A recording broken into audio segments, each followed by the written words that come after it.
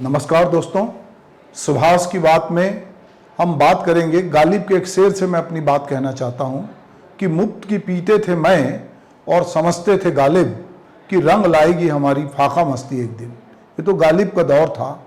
मैं, शेर शायरी और बहुत सारी चीज़ें, तो जो नशा था समाज में वो एक तरह से इस तरह से था कि लोग उसमें बहुत डूब नहीं रहे थे और अपने होशो हवास में वो बहुत सारा काम कर रहे थे।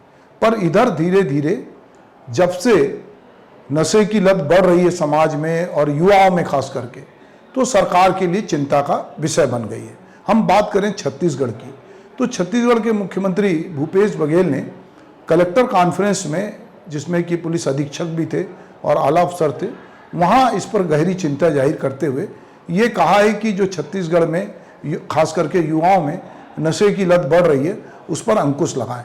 जो नशे के तार अलग अलग जगह से जुड़े हैं उसके कनेक्शन को काटें। जो पड़ोसी राज्य से जिस तरह से गांजा, अफीम ये आ रहे हैं, इसको बंद करें। दवाइयों की दुकान में जो सिरप और बहुत सारी गोलियां मिल रही हैं जो आसानी से उपलब्ध हैं, उस पर रोक लगाएं।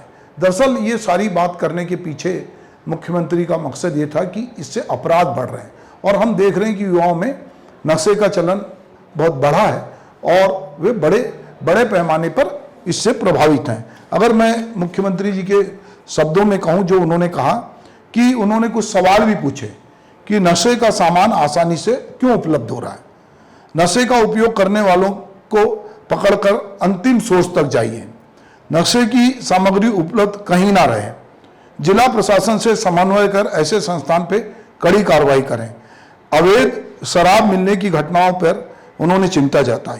केवल छोटे स्तर पर उन्होंने कहा कि वो कार्रवाई ना करें, आंकड़े नहीं, उन्हें ठोस कार्य योजना दें। नशे की गोलियां, इंजेक्शन, सिरप के सेवन की प्रवृत्ति पर पूर्ण रूप से विराम लगाएं और विक्रेताओं पर कड़ी कार्रवाई करें। गांजा परिवहन और विक्रय पर भी अंकुश लगाएं। सीमावर्ती जिले के चेक पोस्ट मजबूत करें, हुक्के पर प्रतिबंध लगाएं। तो दोस्तों, दरअसल अगर ये सारी बातें जब मुख्यमंत्री कह रहे हैं तो इसमें अगर हम छत्तीसगढ़ में के कुछ आंकड़ों पर ध्यान दें तो 15 साल से अधिक के आयु के 43.01% युवा जो है तंबाकू से और 34.8% युवा शराब की लत से ग्रसित हैं। छत्तीसगढ़ में 15 साल से अधिक के 17.3% जो महिलाएं हैं वो तंबाकू का सेवन करती हैं और कुछ 5% महिलाएं शराब का सेवन करती हैं। जो बहुत सारी चीज़ें सर्वे में आई हैं उसमें यह कहा गया है कि नशे की लत की वजह से छत्तीसगढ़ में मानसिक रोगियों की संख्या बढ़ रही है। छत्तीसगढ़ में 22% से अधिक लोग किसी न किसी मानसिक रोग से ग्रसित हैं। मनोविज्ञान विभाग की ओपीडी में आने वाले 40% लोग किसी न किसी तरह से नशे के आदी हैं। तो दरअसल सवाल यह है कि पूरे छत्तीसगढ़ क्यों, अगर हम अन्य राज्यों की भी बात करें तो अगर अभी पिछले दिन एक फिल्म आई थी उड़ता पंजाब, तो पंजाब में यदि कोई सबसे बड़ी समस्या आई तो वो आई नशे की। अभी हमने देखा हाल ही में कि कई राज्यों में और कई देशों में जो नशे के कारण लोगों ने बहुत निर्मम तरीके से लोगों की हत्याएं की हैं। तो अभी मेक्सिको में नशे की लत में एक युवक ने बहुत सारे लोगों को मार दिया। दरअसल जब आदमी नशे में होता है और होशो हवास खो देता है तो उसे लगता है कि वो कुछ भी कर सकता है और धीरे धीरे जो अपराध में की प्रवृत्ति बढ़ी है। पर हम एक तरफ दूसरी तरफ ये भी देखते हैं कि हमारे यहाँ देश में जो महिलाएं हैं वो नशे के खिलाफ पूरा अभियान चलाती हैं। अगर हम छत्तीसगढ़ में भी देखें तो चाहे गुलाबी गैंग हो, चाहे और बहुत सारे महिला संगठन हो, यहाँ जो शमशाद बेगम है जो पद्मश्री हैं, उन्होंने भी अपने संगठन के जरिए शराबखोरी के खिलाफ अभियान चलाया। दरअसल महिलाएं इसके खिलाफ क्यों अभियान चलाती हैं? दरअसल सबसे ज़्यादा यदि नशे की लत से या शराबखोरी से या अन्य किसी भी जो नशा है उससे यदि कोई सबसे ज़्यादा प्रभावित होता है तो वो महिलाएं होती हैं। क्योंकि पुरुष जब नशा करता है तो घर लौटता है और महिला के साथ मारपीट करता है, बच्चों के प्रति ध्यान नहीं देता। तो सबसे ज़्यादा यदि कोई नशे से जिसको तकलीफ होती है तो वो घर की गृहिणी होती है और उसके बच्चे होते हैं जो आदमी नशा करता है। जिन लोगों की आय कम है और वो बहुत सस्ता भी नशा करते हैं क्योंकि उनको धीरे धीरे इसकी आदत पड़ती है और फिर जब नशा वो कर लेते हैं तो वो कहीं ना कहीं इसको जो रिएक्ट करते हैं तो वो कमज़ोर आदमी से लड़ते हैं, और कमज़ोर में सबसे ज़्यादा उनके सामने अगर कोई होता है तो उनकी घरेलू महिला होती है। इसलिए घरेलू हिंसा के जो प्रकरण है वो तेज़ी से बढ़े भी हैं और इसके बहुत सारे दुष्परिणाम आ रहे हैं। अब चूंकि युवा जो है, हम देख रहे हैं कि जो हमारा सिनेमा है, जो हमारा टेलीविज़न है, हमारा OTT प्लेटफॉर्म है, उसमें बहुत नशे को जो है बहुत ग्लैमराइज करके बताया जा रहा है और युवा को लगता है कि वो अगर नशा नहीं करता है तो कहीं ना कहीं वो बहुत एक कहना चाहिए भैया जी किस्म का आदमी है या वो बहुत मतलब लल्लू है, ये बहुत सारा लगता है। तो बहुत बार दिखाने के लिए भी एक माचो मैन की भूमिका में या अपने आप को एक एग्रेसिव दिखाने के लिए भी बहुत सारे युवा जो हैं देखा देखी के लिए नशा करते हैं।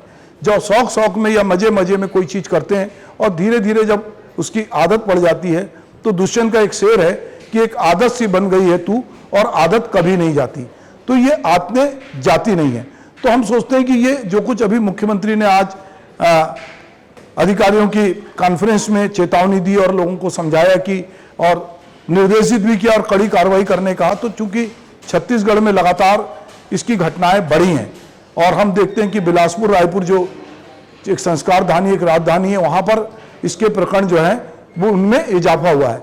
तो मैं इस बारे में जो हमारे सहयोगी हैं उनसे बात करूंगा। तो सबसे पहले स्नेहा फलक जो हमारी साथी हैं और उनका जन्मदिन भी है, तो सोचते हैं कि चलो इनका जन्मदिन का केक तो हमने काटा, अब चलो इनसे कुछ बात करते हैं कि ये क्या सोचती हैं। चलो स्नेहा बताओ आप क्या सोचते हैं इस बारे में। नशे का कारोबार एक ऐसा कारोबार है जिस पर सरकार चाह कर भी रोक नहीं लगा सकती। अगर सरकार कानूनी रूप से इस पर रोक लगा देगी तो लोग गैर कानूनी तरीके से इसका उपयोग करेंगे।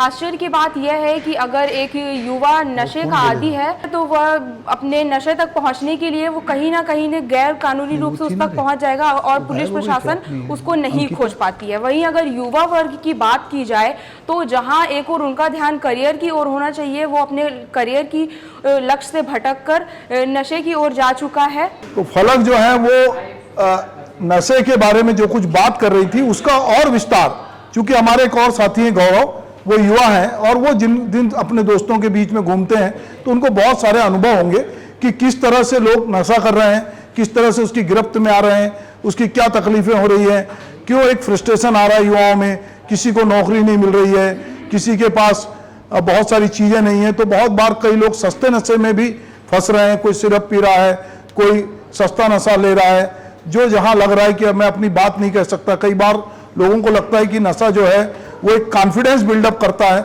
लोग कहते हैं कि यार मैं ये बात होशो हवास में नहीं कह सकता, पर थोड़ा सा अगर मैं नशा कर लूं तो ये बात मैं अपनी जो अभिव्यक्ति को और तेज कर सकता हूं। तो गौरव, इस बारे में आप क्या सोचते हैं, बताइए जरा। सर, नशा आजकल के समय में युवाओं के लिए इस तरह से फैलते जा रहा है जैसे कोई भी नौकरी करके जाता है तो घर दिहाड़ी मजदूर की तरह दिन में 200 रुपये मिल रहा है तो 80 का पौवा मार के घर जाएगा, बिना घर बाहर नहीं जाएगा। उसी तरह युवा भी यहाँ जाने के बाद क्लबिंग, सर क्लबिंग हमारे कल्चर पे एक बहुत बड़े नशे के व्यापार के रूप में उभर के आया है, क्योंकि आजकल के होटलों में हर जगह शराब मिलता ही है, शराब दिया जाता है, टेबलों पे सर्व किया जाता है, तो वहाँ नहीं पीने वाला भी अगर जाता है तो थोड़ा थोड़ा करके आदत लगी जाती है। इस तरह युवाओं में ये चीज़ फैलते जा रहा है। और ये भी बोल सकते हैं कि स्कूल, आजकल के युवा प्रेशर पे बहुत जल्दी आ जाते हैं सर, कुछ भी चीज़ की तनाव को लेकर उसे कुछ नहीं दिखता, या तो वो सिगरेट पिएगा या शराब पिएगा, इस तरह किसी न किसी तरह वो शराब तक पहुंच भी जाता है। तो ये कहना है गौरव का कि जो हमारा युवा है वो बहुत जल्दी प्रेशर में आता है।